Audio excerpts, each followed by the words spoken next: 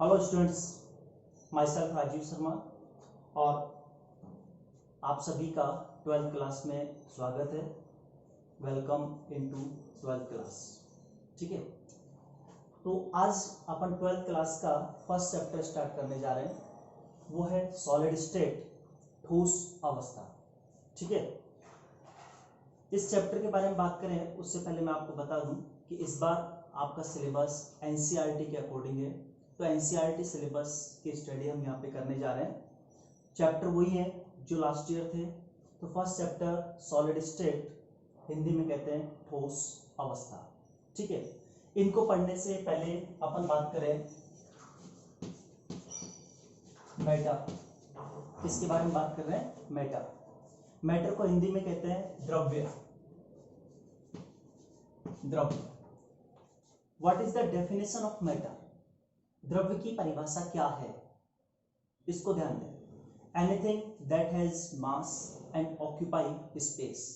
Anything that has mass and occupy space, that is called matter. कोई भी वह पदार्थ जिसमें द्रव्यमान होता है और जो स्थान घेरता है उसे आप द्रव्य कहते हैं। मैं द्रव्य की बात कर रहा हूं, द्रव की बात नहीं कर रहा। द्रव अलग चीज है। ठीक है, तो द्रव्य मैटर क्या है ये मैंने आपको अभी आपके सामने बताया। अब अपन बात करते हैं फिजिकल क्लासिफिकेशन ऑफ मैटर। भौतिक अवस्था के आधार पर आपको द्रव्य का वर्गीकरण करना है। तो मैटर को फिजिकल बेस पर 3 टाइप्स में डिवाइड किया गया है। फर्स्ट देखिए आप, सेकेंड एंड थर्ड। फर्स्ट है आपका गैस, सेकेंड है लिक्विड और थर्ड है सॉलिड। ये 3 टॉपिक्स हैं, 3 स्टेट हैं मैटर की, gas, liquid and solid. Clear? 11th class में आप गैस के बारे में पढ़ चुके हैं, स्टडी कर चुके हैं, लिक्विड के बारे में स्टडी कर चुके हैं। 12th क्लास में आपके सिलेबस में सॉलिड है। 12th क्लास में आप क्या पढ़ेंगे? सॉलिड। यानी आपको बात करनी है सॉलिड स्टेट की, ठोस अवस्था की। क्लियर? अब ठोस अवस्था क्या है, ठोस अवस्था क्या है उसको आप ध्यान से सुने। सॉलिड स्टेट, यदि आपसे कोई डिफाइन करा ले कि what is the solid state, what is the gaseous state, what is the liquid state, इनको डिफाइन करना है। तो कोई भी सब्सटेंस है वो स्मॉलेस्ट पार्टिकल से फॉर्म्ड होता है। कौन से पार्टिकल से? स्मॉलेस्ट पार्टिकल से। उस स्मॉलेस्ट पार्टिकल को आप कॉन्स्टिट्यूएंट पार्टिकल कहते हैं। कौन सा पार्टिकल कहते हैं? Constituent particle. हिंदी में हम कहते हैं उसको अवयवी कण। कोई भी पदार्थ छोटे छोटे कणों से मिलकर बना होता है, उन छोटे छोटे कणों को हम अवयवी कण कहते हैं। क्या कहते हैं? अवयवी कण कहते हैं। ये आपको ध्यान रखना है। और इन द कांस्टेंट पार्टिकल्स की हम बात कर रहे हैं, तो between the constant particles 2 types of force are apply. 2 types के फोर्स वहां पे अप्लाई होते हैं, यानी 2 प्रकार के बल वहां पे लगते हैं अवयवी कणों के बीच में। और उन बलों को हम क्या कहते हैं? पहला बल कहलाता है अट्रैक्शन फोर्स और सेकंड जो फोर्स है वो रिपल्सन फोर्स। तो फर्स्ट अट्रैक्शन फोर्स और सेकंड होगा रिपल्सन फोर्स। क्लियर? हिंदी में बोले तो पहला बल है आकर्षण बल, दूसरा है प्रतिकर्षण बल। क्लियर? तो अट्रैक्शन फोर्स को आकर्षण बल कहते हैं, रिपल्सन फोर्स को प्रतिकर्षण बल कहते हैं, आप सभी जानते हैं। क्लियर? तो हम बात कर रहे हैं पहले सॉलिड स्टेट की, क्योंकि हमें इसी के डेफिनेशन बोलना है। What is the solid state? State of matter, state of matter in which attraction force is higher than repulsion force between constituent particles। ठीक है, मैटर यानी physical state of matter in which attraction force is higher than repulsion force between the constituent particles, that state is called solid state। उस state को हम क्या कहते हैं? Solid state. Clear हो गया? सॉलिड स्टेट क्या होता है? तो किसी भी पदार्थ की वह अवस्था जिसमें उसके अवयवी कणों के मध्य आकर्षण बल का मान प्रतिकर्षण बल के मान से ज्यादा हो। आकर्षण बल का मान प्रतिकर्षण बल के मान से ज्यादा हो, उस अवस्था को हम सॉलिड स्टेट कहते हैं। क्या कहते हैं? Solid state. क्लियर?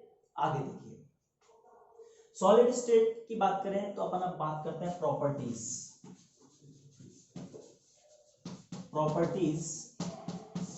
प्रॉपर्टीज क्या होती है उनको ध्यान दें, यानी ठोस अवस्था के गुणधर्म क्या हैं। What is the properties of solid state? What is the properties of solid state?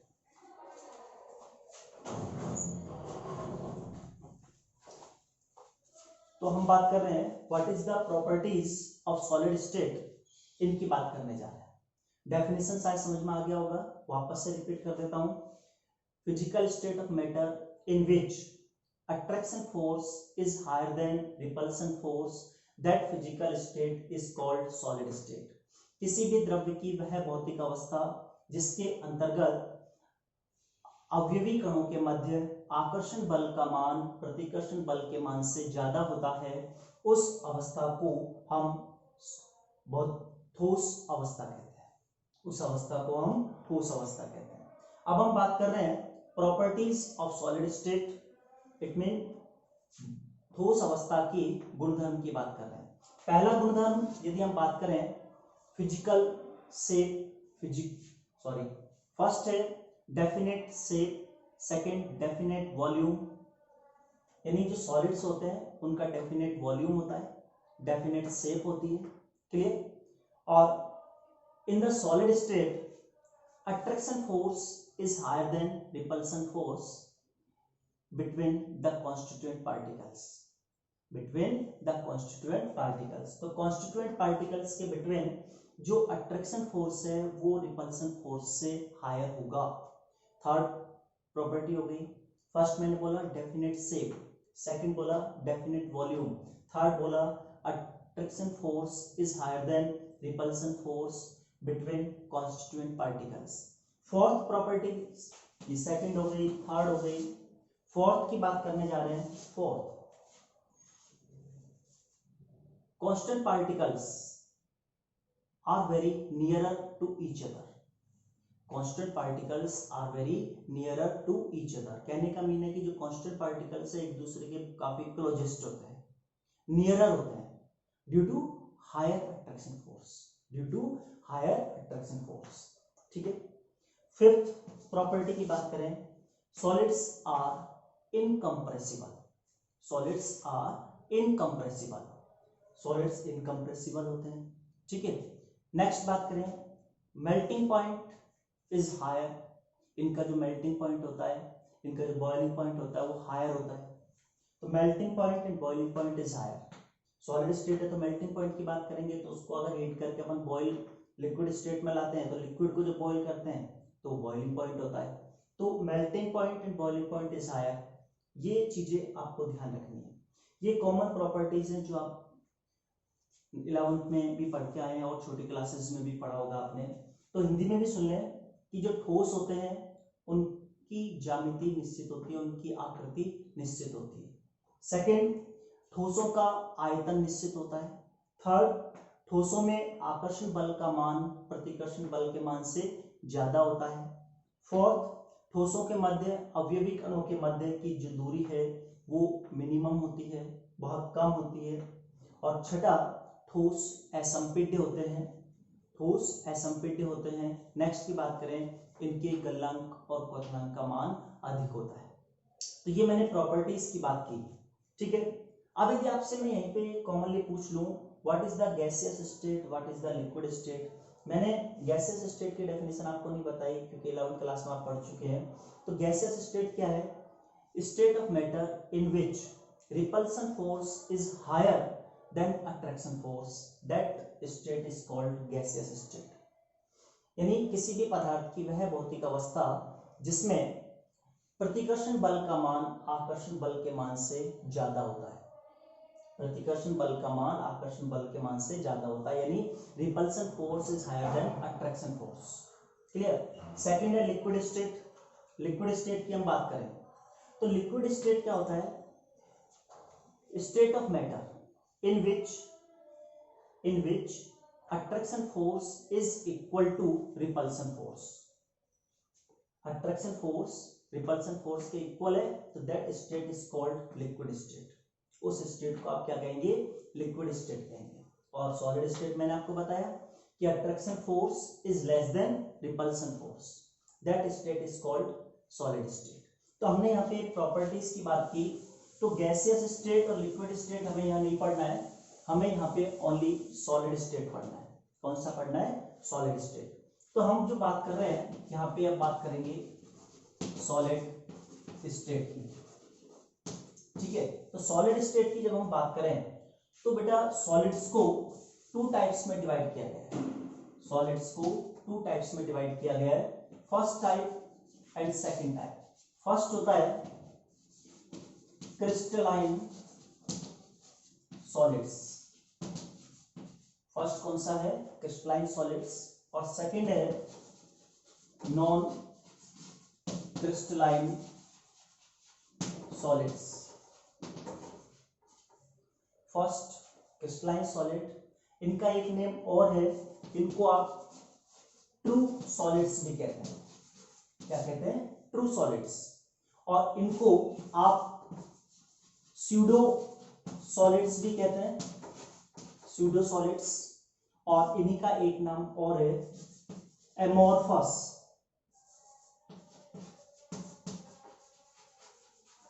Amorphous solids. देखिए solids can B divide in two types, first crystalline solids, second non crystalline solids. Crystalline solids also known as true solids and non-crystalline solids also known as pseudo solids and amorphous solids। तो ठोस को दो प्रकारों में वर्गीकृत किया गया है, एक होता है क्रिस्टलीय ठोस, क्रिस्टलाइन सॉलिड को हिंदी में क्या कहते हैं, क्रिस्टलीय ठोस, वास्तविक ठोस, ठीक है। नॉन क्रिस्टलाइन सॉलिड को कहते हैं अक्रिस्टलीय ठोस या आभासी ठोस या एमोर्फस सॉलिड। ये नाम आपको याद होने चाहिए, इसका हिंदी में क्या कहते हैं, क्रिस्टलाइन या क्रिस्टलीय ठोस इनको कहते हैं, और नॉन क्रिस्टलाइन को अक्रिस्टलीय ठोस, ये आपको ध्यान रखना है। तो सॉलिड्स को टू टाइप्स में डिवाइड किया गया है, फर्स्ट क्रिस्टलीय ठोस, सेकंड अक्रिस्टलीय ठोस। इंग्लिश में बोले crystalline solids, these are also known as true solids। non crystalline solids, these are also known as pseudo solids and amorphous solids। Clear, ये आपको समझ में आ गया। अब अपन इनके बारे में बात करेंगे, what is the crystalline solids, what is the non crystalline solids, क्रिस्टलीय ठोस क्या है, अक्रिस्टलीय ठोस क्या है, इनके बारे में मैं बात करने जा रहा हूं। What is the crystalline solids, solids which have definite geometry, solids which have definite geometry and the definite arrangement of constant particles, they have definite arrangement of constituent particles। Clear हो गया, दोबारा सुन लें, solids which have definite geometry, which have definite geometry and they have regular arrangement or definite arrangement of the constituent particles, that is called crystalline solids or true solids। तो क्रिस्टलीय ठोस किसे कहते हैं, वे ठोस जिनकी ज्यामिति निश्चित होती है, जिनकी ज्यामिति निश्चित होती है और अवयवीकरण की जो व्यवस्था है वो निश्चित होती है, अवयवीकरण अपने नियमित व्यवस्था में व्यवस्थित होते हैं, अवयवीकरण अपनी नियमित व्यवस्था में व्यवस्थित होते हैं, उन ठोस को हम क्रिस्टलीय ठोस कहते हैं। अक्रिस्टलीय ठोस की बात करें, नॉन क्रिस्टलाइन सॉलिड्स की बात करें, solids which have indefinite geometry, solids which have indefinite geometry and constant particles are not arranged in regular geometry। यानी जिनकी कोई रेगुलर ज्योमेट्री नहीं होती, जो जिनकी डेफिनेट ज्योमेट्री नहीं होती, कांस्टेंट पार्टिकल्स का जो अरेंजमेंट है वो इरेगुलर होता है, यानी arrangement of constant particles are irregular and they have indefinite geometry are called non-crystalline solids. Are called non-crystalline solids. क्रिस्टलीय ठोस को हिंदी में बता देता हूं मैं, ध्यान से सुनिए। वे ठोस जिनकी ज्यामिति अनिश्चित होती है, जिनकी ज्यामिति अनिश्चित होती है और अवयवी कण अपने नियमित स्थान पर व्यवस्थित नहीं होते हैं, उन ठोसों को हम अक्रिस्टलीय ठोस कहते हैं। उन ठोसों को हम क्या कहते हैं? अक्रिस्टलीय ठोस। अब अपन प्रॉपर्टीज की बात करते हैं। किसकी बात करते हैं? प्रॉपर्टीज की बात करते हैं। फर्स्ट प्रॉपर्टी क्रिस्टलाइन सॉलिड्स की हम बात करने जा रहे हैं। First property, they have definite geometry. Crystalline solid में हम क्या लिखेंगे? They have definite geometry. ठीक है, इसमें फर्स्ट प्रॉपर्टी की बात करें तो दे have indefinite geometry. Indefinite geometry. Crystalline solids have definite geometry. Non-crystalline solids have indefinite geometry. First difference हो गया, ठीक है। सेकंड डिफरेंस, फर्स्ट और सेकंड डिफरेंस मैं डेफिनेशन में से ही ले रहा हूं। तो फर्स्ट जो डिफरेंस मैंने बताया, इनकी निश्चित ज्यामिति होती है क्रिस्टलाइन सॉलिड, क्रिस्टलीय ठोस की, और इनकी अक्रिस्टलीय ठोस की अनिश्चित ज्यामिति होती है। क्लियर हो गया। सेकंड पॉइंट की बात करें, regular arrangement are found between constant particles, यानी constant particles are arranged in regular arrangement, या regular arrangement is found between the constant particles. Regular arrangement, regular arrangement of constant particles, और इसमें क्या लिखेंगे? irregular arrangement of constant particles. Clear हो गया? Regular arrangement है, irregular arrangement है। Clear? तो सेकंड है, यहाँ पे नियमित व्यवस्था होती है अवयवी कणों की, यहाँ पे अवयवी कणों की अनियमित व्यवस्था होती है। ठीक है, थर्ड पॉइंट की हम बात करने जा रहे हैं। Third point, crystalline solids have definite melting point, sharp melting point, यानी इनका जो melting point होगा वो definite and sharp melting point। किसके लिए? crystalline solids के लिए। और इसमें अपन बात करें melting point indefinite,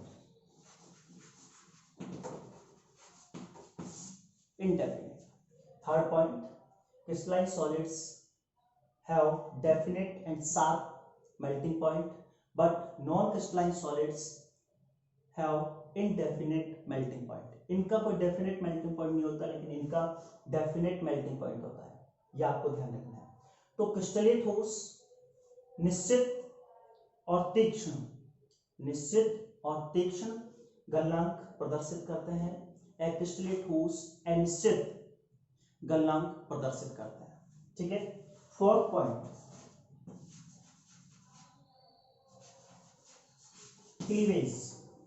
तो crystalline solids can be cleaved along a particular plane.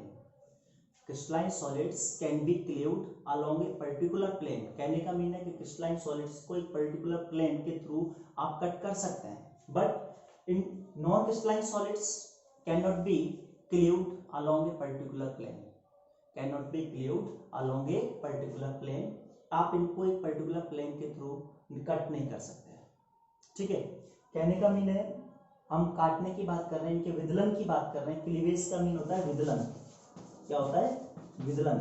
तो विदलन, इनको आसानी से काटा जा सकता है क्रिस्टलीय ठोसों को, अक्रिस्टलीय ठोसों को आसानी से नहीं काटा जा सकता।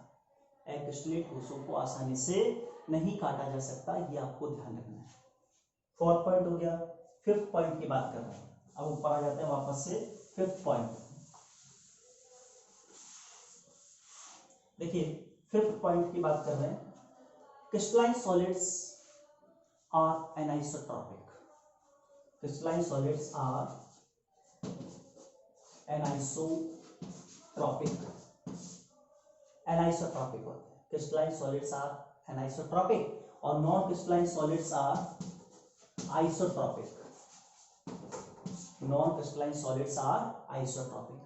कहने का मीन हिंदी में सुनिए कि जो क्रिस्टलेट ठोस है वो विषम दैशिक होते हैं। कैसे? विषम दैशिक, विषम दैशिक होते हैं। और जो एक्रिस्टलेट ठोस होते हैं वो समदैशिक होते हैं, समदैशिक होते हैं। ये आपको ध्यान रखना है। क्या होते हैं ये अभी इसी चैप्टर में आगे आएगा तो वहां मैं इनको एक्सप्लेन करूंगा। What is the anisotropic, what is the isotropic, ये हम बाद में बात करेंगे। फिलहाल हम डिफरेंस की बात कर रहे हैं। क्लियर हो गया? 6 पॉइंट की बात कर रहे हैं। Crystalline solids so, crystalline solids so shows discontinuous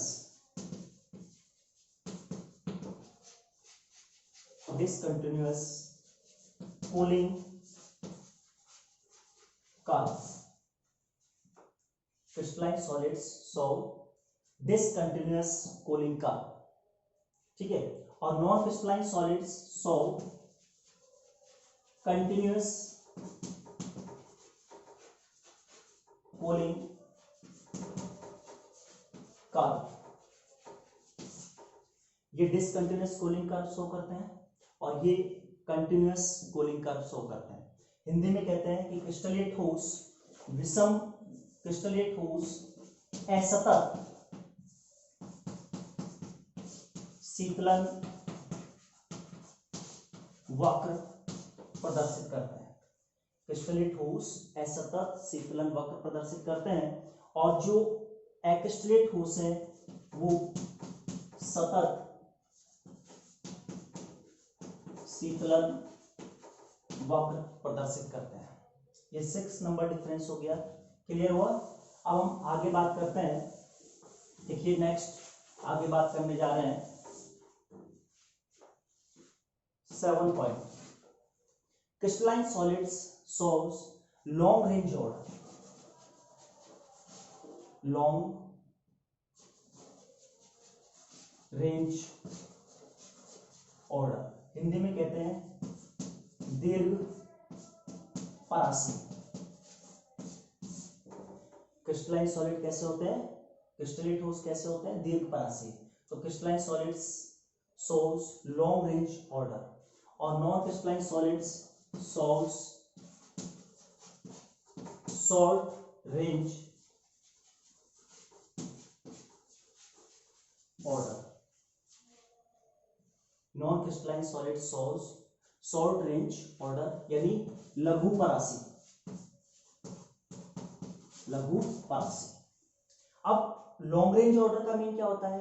if the definite arrangement of the constituent particles are repeated again and again after definite interval.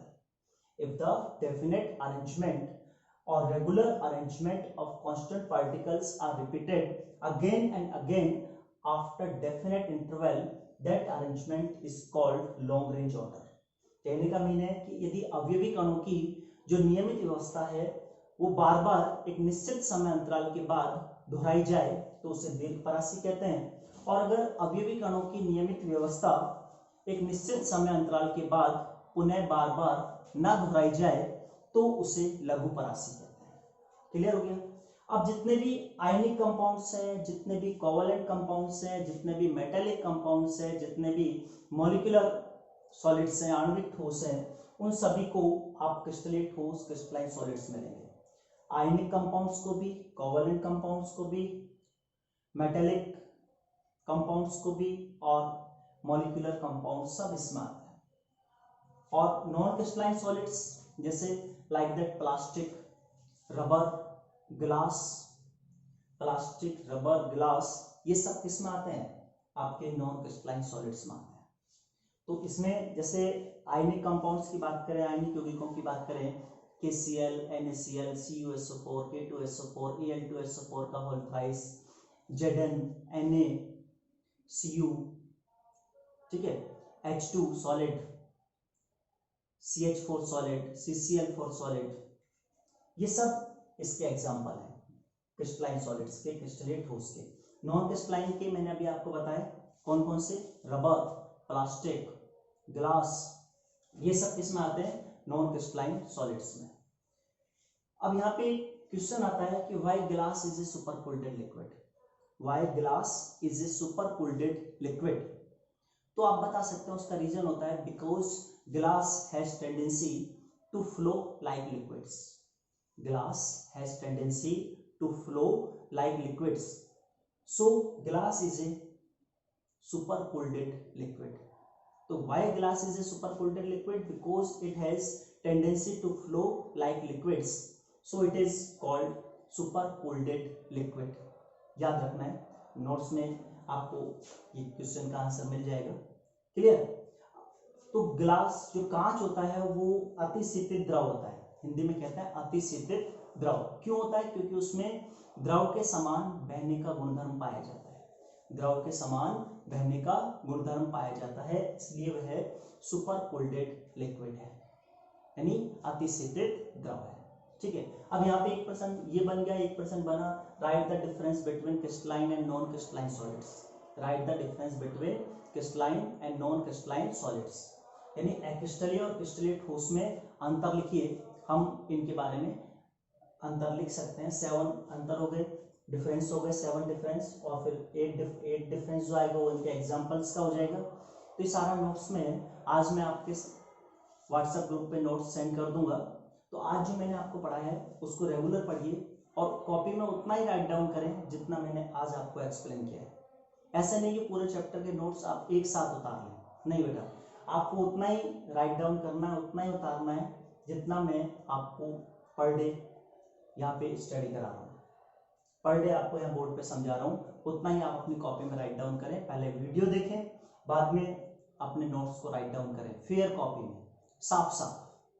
कोई भी कंसेप्ट क्लियर ना हो तो मेरे से आप दोबारा पूछ सकते हैं। ठीक है। आज की क्लास में यहीं पे ओवर करता हूँ। थैंक्स।